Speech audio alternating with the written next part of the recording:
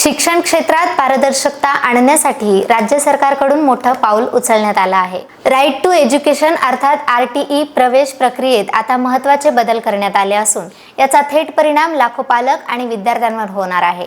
नेमके कोणते बदल झालेत, पालकांनी काय काळजी घ्यावी, पाहूयात सविस्तर।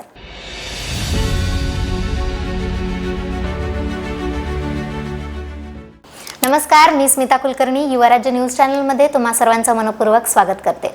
राज्यातील RTE प्रवेश प्रक्रियेत मोठा बदल करत महाराष्ट्र राज्य शालेय शिक्षण विभाग यांनी नवीन शासन निर्णय जाहीर केला आहे।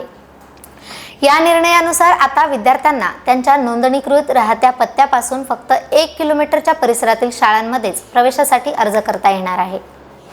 याआधी ही मर्यादा 3 किलोमीटरपर्यंत होती, मात्र काही ठिकाणी पालकांकडून बनावट किंवा तात्पुरते भाडे करार करून पसंतीच्या शाळांमध्ये प्रवेश मिळण्याचे प्रकार समोर आले आहेत। या गैरप्रकारामुळे अनेक गरजू विद्यार्थ्यांना अन्याय होत असल्याच्या काही तक्रारी वाढल्या होत्या। त्यामुळे प्रवेश प्रक्रियेत पारदर्शकता राखण्यासाठी आणि गैरवापर रोखण्यासाठी हा निर्णय घेण्यात आला आहे। यासोबतच आणखी एक महत्त्वाचा बदल करण्यात आला आहे। आता RTE साठी अर्ज करताना सर्व कागदपत्रे ऑनलाईन अपलोड करणे बंधनकारक करण्यात आले आहे। यामध्ये आधार कार्ड, पत्ता पुरावा, उत्पन्न प्रमाणपत्र तसेच आवश्यक इतर कागदपत्रांचा समावेश आहे। पूर्वी काही पालक कागदपत्रे नंतर सादर करत होते, मात्र आता अर्जाच्या वेळीच सर्व कागदपत्रे अपलोड करावी लागणार आहेत। अपूर्ण किंवा चुकीची कागदपत्रे असल्यास संबंधित अर्ज थेट फेटाळून जाऊ शकतो। जर अर्जामध्ये दिलेला पत्ता आणि आधार कार्डवरील पत्ता वेगळा असेल तर पालकांना वैध भाडे करार किंवा सध्याच्या वास्तव्यासंबंधी ठोस पुरावा सादर करावा लागणार आहे।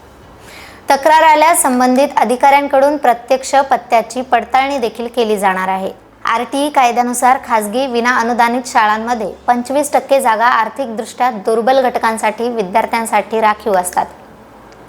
या विद्यार्थ्यांच्या शिक्षण शुल्काची भरपाई राज्य सरकारकडून केली जाते। मात्र मागील काही वर्षात प्रवेश प्रक्रियेत गैरप्रकार, वाद आणि तक्रारी वाढत असल्याने राज्य सरकारने हे कठोर निर्णय लागू केलेले आहेत।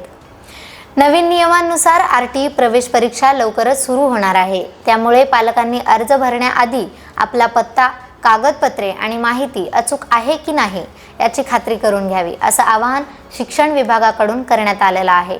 1 किलोमीटरची अट आणि पूर्णपणे ऑनलाईन कागदपत्रांची प्रक्रिया खरंच पारदर्शक ठरेल का? तुमचं मत आम्हाला कमेंटमध्ये नक्की कळवा। अशाच माहितीसाठी आणि अपडेटसाठी पाहत रहा युवा राज्य न्यूज लाईव्ह। धन्यवाद।